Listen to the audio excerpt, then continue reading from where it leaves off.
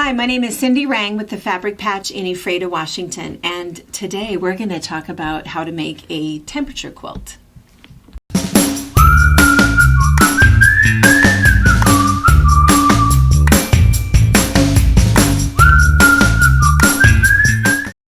Okay, so I know that temperature quilt is kind of all the rage. A lot of people have done them before. They are starting them now. This is not a new idea. It's new to us. We've not done a video on it before. But the other thing that I want to do is I want to tell you the secret of how to actually get it done. Because what a temperature quilt is something where you've made a quilt where each block signifies a day of the year. So it is 365 blocks. And you can do it in one of two ways. You can just do the average temperature for that day.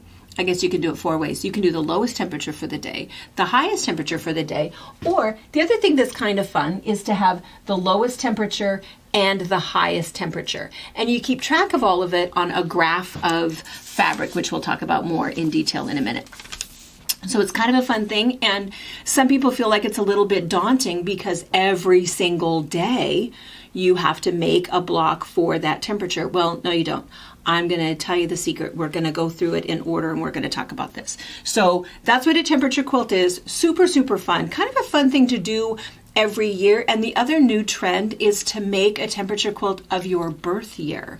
It's a very fast thing. I'm going to tell you how to do it. That is just 2 hours per month to stay caught up and get this done. And you could actually be making two at the same time, because how interesting would that be to use the exact same colors and to see what it was in, say, I don't know, 1964, and now. It's kind of funny because I know that when I was a kid, I used to get snow on Halloween. We live up here in the Pacific Northwest, and that is not a thing now. So anyway, so that's what a temperature quilt is. And what we're going to do here is we're going to talk about it today so you can kind of get organized, and then we're going to have a monthly sew along. So our next meeting, and I'll repeat this at the end, is going to be January 18th. It's going to be a live YouTube where I'm going to be in front of my sewing machine. We're going to talk a little bit. We're going to be on for an hour. You can either watch it afterwards or join me live where I can be looking at your questions and answering your questions. We're going to have door prize drawings. We're going to talk about that. You don't have to pay anything to do that. It's just going to be pop in when you can or watch it afterwards. But it's kind of our little, temperature quilt support group. We're sewing with friends. We're going to stay caught up. We're going to get this done and feel super fun about it. Because I think the bad thing about starting anything on January 1st is you always think, that's when I'm going to start my diet. It's when I'm going to start exercising. I'm going to drink more water. I'm going to start this temperature quilt. Well, I don't know about all that other stuff. The temperature quilt, I'm totally going to do that. Okay, so there's 5 steps involved. The first step is for you to research your temperature for your area. That's very, very important because for all of us that are going to be sewing together, it's going to be very, very different. So what you want to know is you just go, and all you have to do is on your phone, just Google temperature range for, like for me, Soap Lake, Washington. Whatever your area is, it will pop right up. There are multiple websites. It's free information. And the one that I found, I think it was weather.com. And it gave me, for every single month, for any year, any date I wanted, it gave me a graph of the high and the low temperature per day. And it also even gave me a chart that wrote it all out, that this was the high temperature for the day, the low temperature for the day. It even told me the precipitation for the day, which was really, really nice. So you want to do a little bit of research in the last few years. Just kind of look that up a little bit and you can even just ask the question and it will tell you what was the lowest temperature in, again, Soap Lake, Washington for 2022, and what was the highest temperature. I happen to know that for my area, the lowest temperature was like 10 degrees and the highest temperature was like 110 degrees. So that is a range of 100 degrees. That's the number that you want to know. You want to know, what are we looking at here? I have a friend, Carolyn, in Fairbanks. Her range is 150 degrees. That's like humongous, that how cold it can get and possibly how warm it can get. So you want to know what number you're working with. Now, I suppose if you are in San Diego and you stay a balmy 74 degrees for most of the year, you might not get lower than 65 and you might not get higher than 90. So again, very different number that you're working with than what Fairbanks is working with. So you need to know that number for your area. So the other thing then is once you know that number that for example, for me, I have 100 degrees to kind of deal with. I need to decide how many colors and what my temperature range is going to be. So for 100 degrees, if I decide that I want to go in 3-degree increments, and what that means is that, how long will it be before I change a color, before I change a color, before I change a color, before I change a color. And so if I want it to be fairly dramatic with lots of color, I might decide that I want 2 degrees or 3 degrees. For every 3 degrees, I'm going to change a color. For this particular palette and this particular quilt behind me, which we'll talk about more in a few minutes, she wanted something fairly subtle that you might not even necessarily know what this is until you ask about what this is. So she did 5 degrees of variation and ended up with 18 colors. For me, I already know that for my 100 degrees of variation, I'm going to do 3 degrees, which means that I need approximately 34 colors, if that makes sense. So that's what you want to know. Research your temperature, decide how many colors you want. And the other thing too, let me back up for just a minute. If you're the San Diego person and you've only got, 20 degrees of variation in the year, you probably, I'm not so sure that I would do only 10 colors. I probably would go ahead, just so that you really had enough variation. I probably would do per degree, I would do a color, but it's all you, whatever you want to do, but just you want to think about those things, because once you get started, you won't really be able to change it. So you want to be thinking about those things. All right. So then the next thing is you want to decide on a color palette. So on your color palette, so let's look at the quilt behind me. So my friend Sally Catlin, some of you guys have met her if you've ever watched any of our Every Quilt Has a Story. Maybe we'll link that, or maybe it'll pop up next for you. Sally Catlin is my friend originally from the UK, and she is one of our local friends, so we featured her. She did a Minecraft pixelated quilt. She oftentimes will do the stitch of a day thing. Right now she's working on a sashiko block every single day. This was her temperature quilt. And so what she chose to do on hers, she wanted a fairly subtle palette, which I think you can see. And so that was what she did, is this was the low temperature, this was the high temperature. And if you look up here, what she did is she just went across. So this was January 1st, January 2nd, 3rd, 4th, 5th. And then as she went across, you can see these 2 days were the same.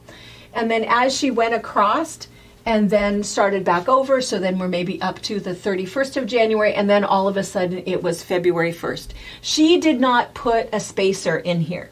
That's another thing that as you go, you can decide that later, but some people will put a little spacer in between their months so they can read it a little bit easier. One of the cutest ones that I've seen, and I am considering this, is to make little houses. And my spacer is a little tree. I love that idea. I'm kind of thinking that might be what I go with, but we'll see. Anyway, as you go down, then what she did is for the days, because we live near each other, the days that were over 100 degrees, what she did is she just put in a fun summary block. So she just put in something kind of cute, that these were the days that were over 100. There weren't very many. It looks like we had 1, 2, 3, 4, 5, 6, 7. We only had 7 days over 100 degrees. So really nice. So anyway, this was how she chose to do it. And that is kind of fun, because this would be a fun thing to be able to do out of your stash. So this fourth thing would be start collecting your fabric. So decide, do you like the monochromatic thing?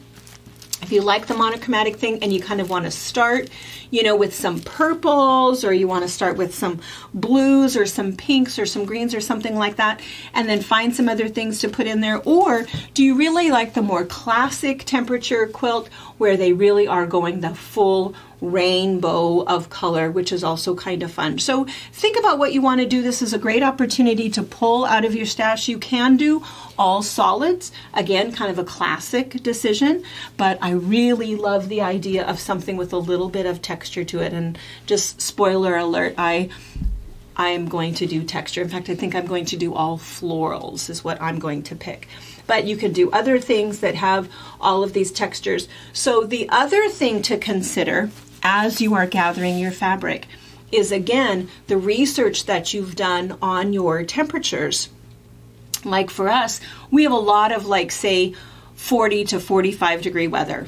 At night, it's I think that I picked out a couple of months where one month in particular, 21 nights were between 40 and 44 degrees. And then during the day, it could easily be 10 times in a month. So you want to think about whether you're doing 2.5 inch squares or I mean, we're typically doing smaller blocks. You still have to make sure that you have enough fabric. So whatever that median range of temperature is for you, make sure you have enough fabric. And so I'm going to show you, this was Sally's.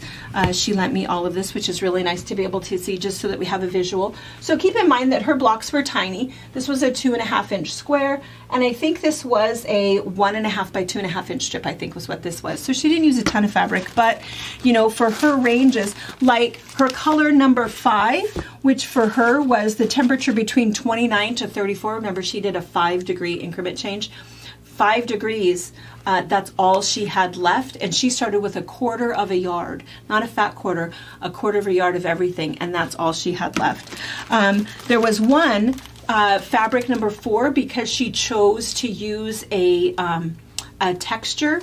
This was the one that she started with. She ran out fairly quickly, so she just chose another one that was exactly the same color palette, the same tone and value, but just had a tiny little bit of a different texture to it. And I don't know that you would know that if you looked in there, but she went ahead and just put a different one in there.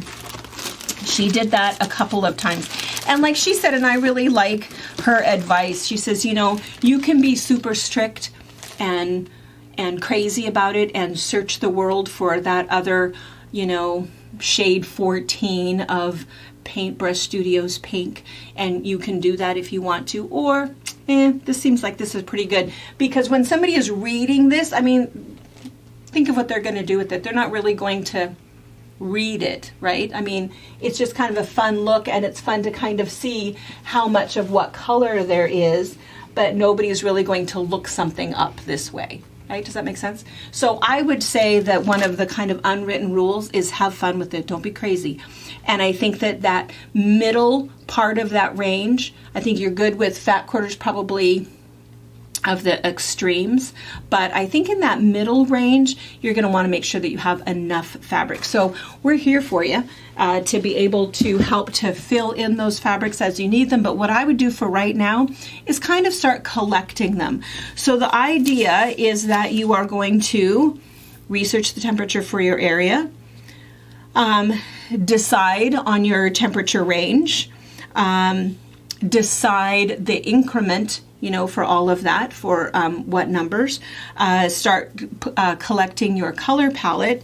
And the last thing that you need to do is you need to be thinking about designs and what you want your quilt to look like. So you don't have to come up with that right away, but just in case you know of somebody else who's done it, or if you're on Pinterest or you found some other ideas, you'll see some that people have gotten super involved and appliqued, you know, feathers on a bird for each week. And I mean, there's all kinds of things you can do. But for me, the whole secret is I want to do it. I want to get it done. So what I want to do is once a month at the beginning of the month, so the beginning of February, I want to have my little printout, and we have a couple of forms for you.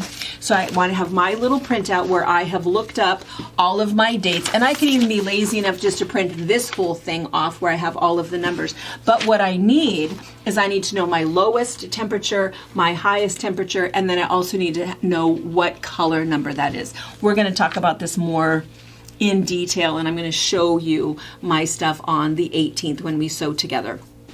But anyway, so what my idea is that at the beginning of the month, the beginning of February, we will go ahead and sew the 31 blocks for January. They're teeny tiny little blocks, maybe, depending on which pattern you pick. But all of the patterns that I'm going to suggest, if you haven't thought of something yet, are something that we can go ahead and sew 31 things, 31 rows, or one row of 31 things in a couple of hours. And then sit back and do nothing. This is like a diet that's one day a month. Then February, you're just going to do nothing. And if you don't have to check the temperature every day, you wait until the last day of the month, and then you get the information off of the internet. And then when we get together the first part of March, we're going to do the 29, this is a leap year, 29 days of, and we're going to do 2 hours of sewing for February. And then same thing, we'll just do that so that once a month, we sew for a couple of hours and we visit the whole time. We will do it live. We'll do some door prize drawings. I want to do a drawing for the lowest temperature of the month and see where it is with everybody who's sewing. What's kind of fun about doing a live YouTube is we can have people from Australia, people from Germany, the Netherlands, the UK. And then we'll also do a prize for the highest temperature, and we'll mail that out. So it'll be fun just to kind of visit. We can visit in front of our, in our sewing rooms, in front of our machines, and we can work on stuff. So be thinking about things. I have a couple of different ideas. I'll have some pictures for you. I'll have some patterns for you. And then the other thing that we'll do is we'll go through organizing the fabric, and we'll talk about all of these steps. So we'll talk about it each time. We'll meet once a month. And these are the things that you want to do. Research your temperature, figure out your little map. The next time that we're going to get together is going to be January 18th. It will be a live YouTube. If you do not already subscribe to us, you should go ahead and hit that bell, and that way it'll remind you. If you don't join us live, it will be recorded and you can pick it up later. It'll just be for an hour once a month. So if you have any questions, you can certainly email us, info@fabricpatch.net. Otherwise, go ahead and be working on your steps for your temperature quilt, and we're going to do this together. We'll see you on January 18th. Thank you for watching our video. We invite you to leave a comment, hit the like button, or better yet, subscribe to our channel so you never miss an episode. You can also visit our Instagram, Twitter, Facebook, or Pinterest pages, or find all of those things and our online store at fabricpatch.net.